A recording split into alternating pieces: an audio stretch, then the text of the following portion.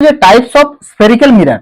দেখো spherical mirror আমরা দেখলাম যে গোলকের একটা অংশ কেটে স্ফিয়ার মিরর তৈরি করা হলো, সেটাকে আমরা স্ফেরিক্যাল মিরর বলছি। এই যে গোলকের ধরে নাও যে এই অংশটা তাহলে হচ্ছে আমার স্ফেরিক্যাল মিরর। এখন বুঝতে হবে যে একটা মিরর আমরা আঁকার সময় এই যে আমরা ডট ডট ডট ডট এইরকম লাইন দিয়ে আমরা পিছন দিকটা লাইন দিচ্ছি, এটার মানেটা কি? মানেটা হলো আমরা বাড়িতে দেখবে যে সমস্ত আয়না ব্যবহার করছি, ধরে নাও যে এইরকম একটা আয়না ব্যবহার করছি, তো তুমি এইদিকে দাঁড়িয়ে আছো, তাহলে তুমি তোমার প্রতিচ্ছবিটা এখানে এই সাইডটাতে দেখতে পাবে, এই সাইডটাতে। তাহলে এই তলটাতে দেখবে একটা প্রলেপ দিয়ে এরকম করে আস্তরণ বা ওটাকে কাভার করে থাকে, কাভার করে রাখা হয়।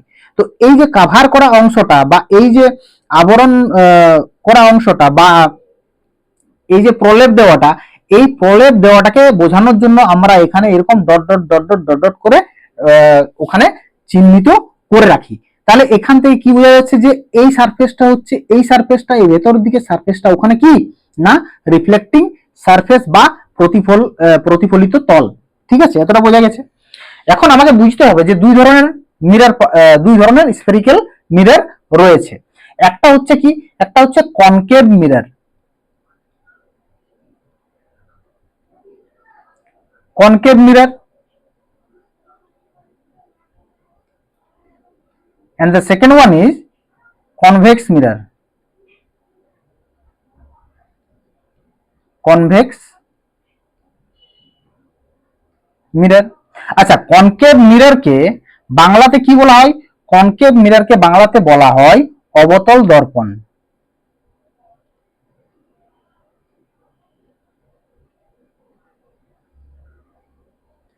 অবতল দর্পণ। এবং কনভেক্স মিররকে বাংলাতে বলা হয় উত্তল দর্পণ।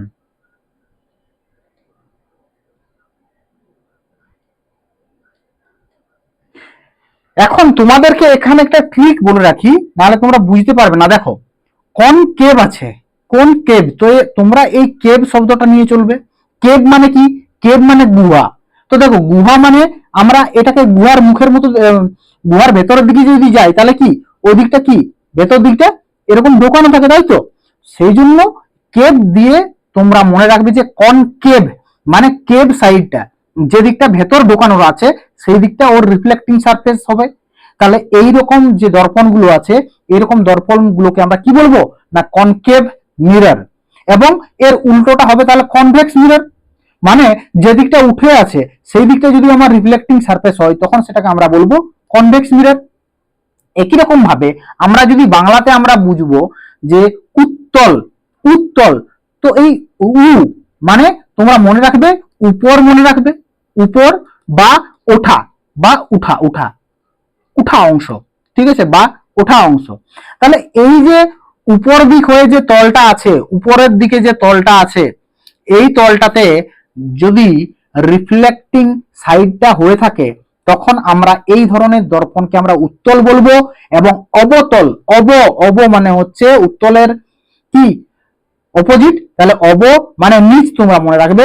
তাহলে নিচের দিকটা হলে সেটা হবে অবতল দর্পণ।